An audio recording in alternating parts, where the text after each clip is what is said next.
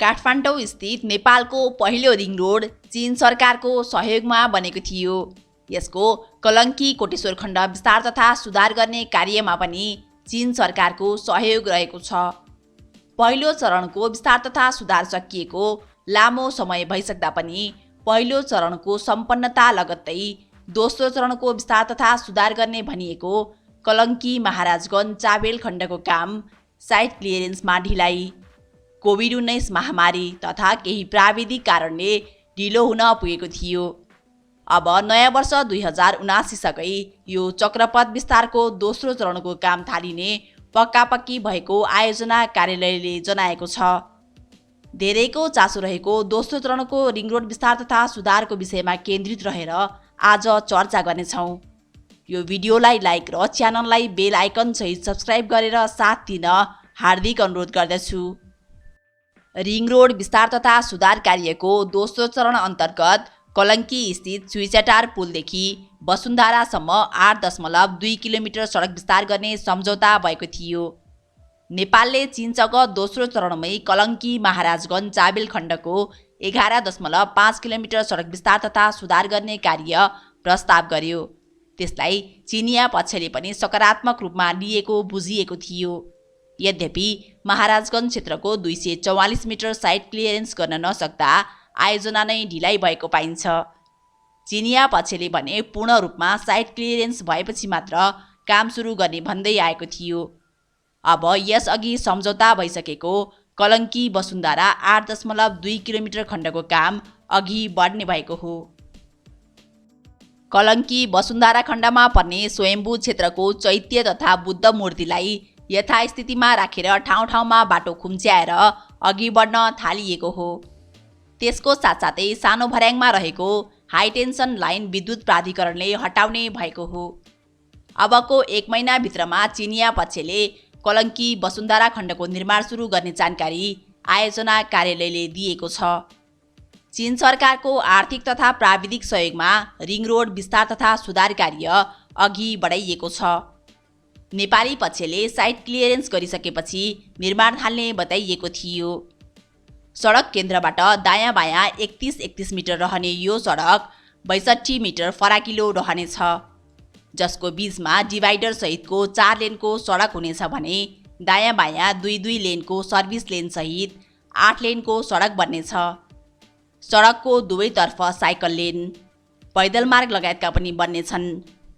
Lane marking, आकाशे पुल, हरियालीकरणलाई पनि समेटिनेछ।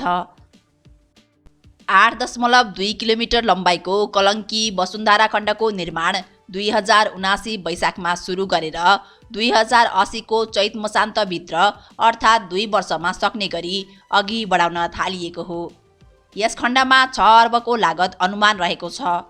यसअघि कलङ्की कोटेश्वर 10.5 किलोमिटर खण्डमा विस्तार तथा सुधार कार्य चीन सरकारको आर्थिक तथा प्राविधिक सहयोगमा सम्पन्न भइसकेको छ। चीनको सरकारी कम्पनी साङ्घाई कन्स्ट्रक्सन ग्रुपले 2070 सालबाट सो काम अघि बढाएको थियो। तपाईहरूलाई जानकारी गराइराखौँ, चक्रपथ विस्तार आयोजनाले 2075 साल जेठ 14 गते सार्वजनिक सूचना जारी गर्दै सडक सीमा अतिक्रमण गरेर बनाइएका संरचनाहरू हटाउन भनेको थियो। तर अहिले करिब 3 वर्षको समयमा पनि पूर्ण रूपमा निर्माणस्थल खाली भएको देखिँदैन।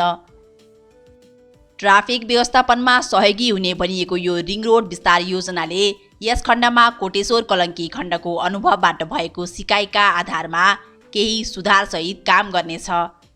पहिलो चरणको विस्तारपछि सरकारले पैदल यात्रीहरूको सुरक्षामा ध्यान नदिएको र हरियालीलाई प्राथमिकतामा नराखेको भन्दै आलोचना भएको थियो।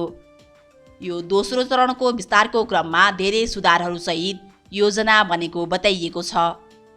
सुरक्षाका लागि यस खण्डमा डिभाइडर सहितको बनाइनेछ।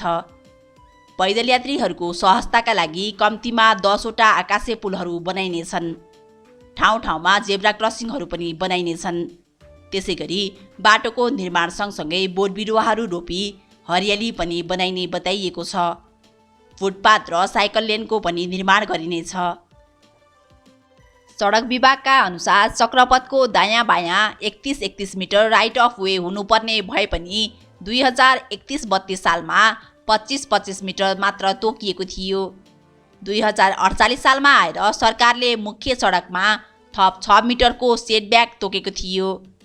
सेटब्याक क्षेत्रभित्र संरचना बनाउने निषेध गरिए पनि 2056-57 पछि स्वयम्भू डाँडातर्फ सडक क्षेत्रभित्र विभिन्न धार्मिक संरचनाहरू बनेको पाइन्छ।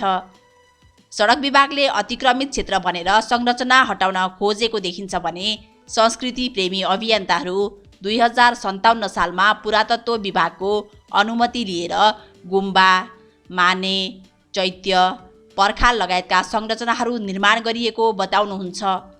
यसले हाम्रो देशका निकायहरूमा चरम अन्तर्निकाय समन्वयको अभाव रहेको देखिन्छ।